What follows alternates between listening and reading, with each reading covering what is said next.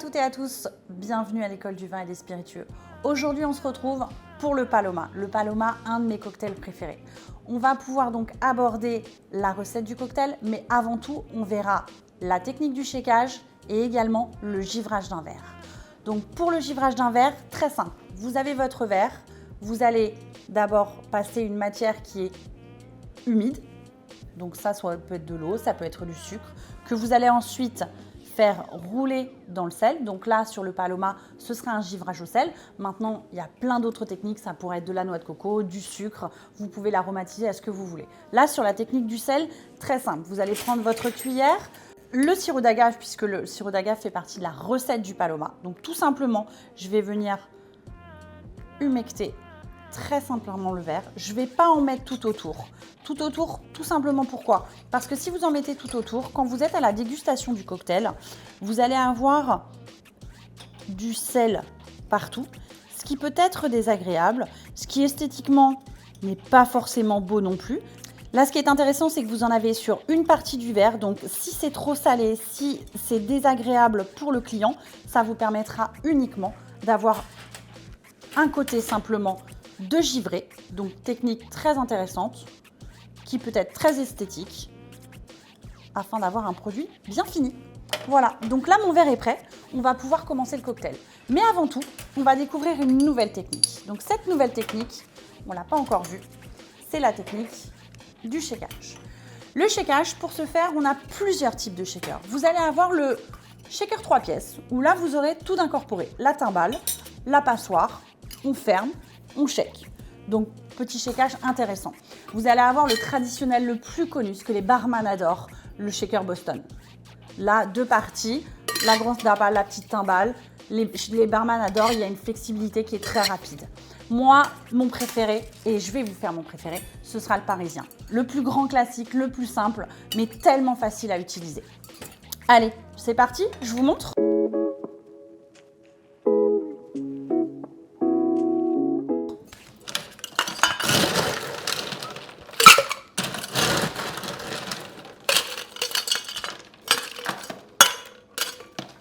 Donc là, comme vous voyez, j'ai rempli ma grande timbale de glaçons pour que ce soit bien frais.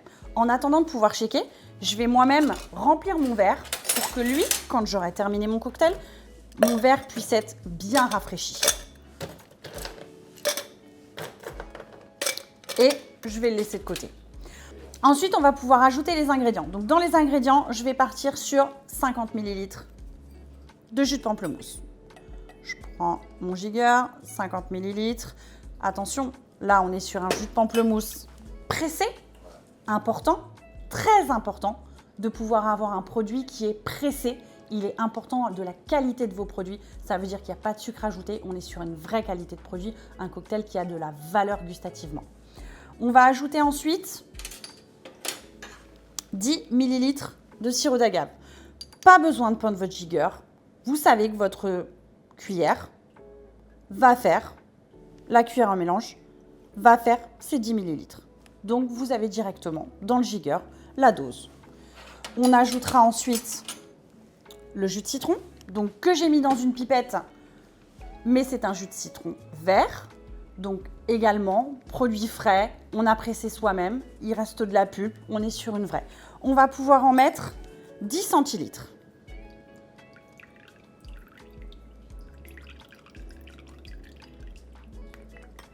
Et c'est ce qui fera le goût parfait de votre cocktail. On va continuer avec la puissance du cocktail, qui sera l'eau de vie. Donc là, on est sur une tequila. On en rajoutera 40 ml. On va venir shaker tout ça. Mais avant tout, vous allez surtout ne pas oublier cette étape-là. On retire l'eau des glaçons qui a fondu. Donc cette eau-là, elle pourrait diluer votre cocktail, ce qui va lui faire perdre en teneur. Vous remplissez, on ferme, on va shaker énergiquement 10 secondes, 10 à 12 secondes. Il est important de ne pas faire taper la glace à l'intérieur du shaker, mais de la faire rouler afin que la glace ne se casse pas. Je vous montre.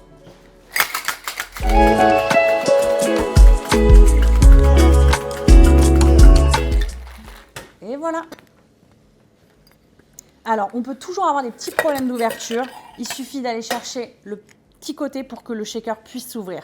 Ce qui a été important, c'est que l'air qui avait à l'intérieur du shaker, la glace qui avait à l'intérieur du shaker, nous a permis que les arômes des produits puissent se développer.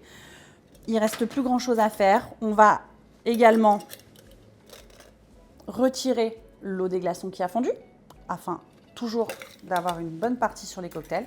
Et là, on n'a plus qu'à servir. Donc vous avez vu, il me reste encore une bouteille que je n'ai pas servie. Première passoire. Je vous ai présenté la première passoire. Il est important d'utiliser la deuxième passoire qui sera la passoire de filtration. Cette deuxième passoire est importante car tous les petits morceaux de glace que vous avez à l'intérieur de votre cocktail qui peuvent être désagréables au goût, qui peuvent apporter des petites paillettes et surtout que là, on a utilisé des fruits frais pressés, que ce soit le pamplemousse ou le citron, il reste un petit peu de pulpe. Donc ça ne viendra pas abîmer le goût de votre cocktail. On sera sur une valeur sûre. Et je vais donc compléter le Paloma avec 50 centilitres d'eau gazeuse, eau minérale gazeuse. J'y ajoute ma décoration que j'ai préparée, que j'ai faite au préalable. Et on va se faire plaisir. Pour terminer le cocktail, on l'accompagne d'une paille. Bonne dégustation! Et si vous voulez en savoir plus, abonnez-vous et cliquez sur la petite cloche. À bientôt!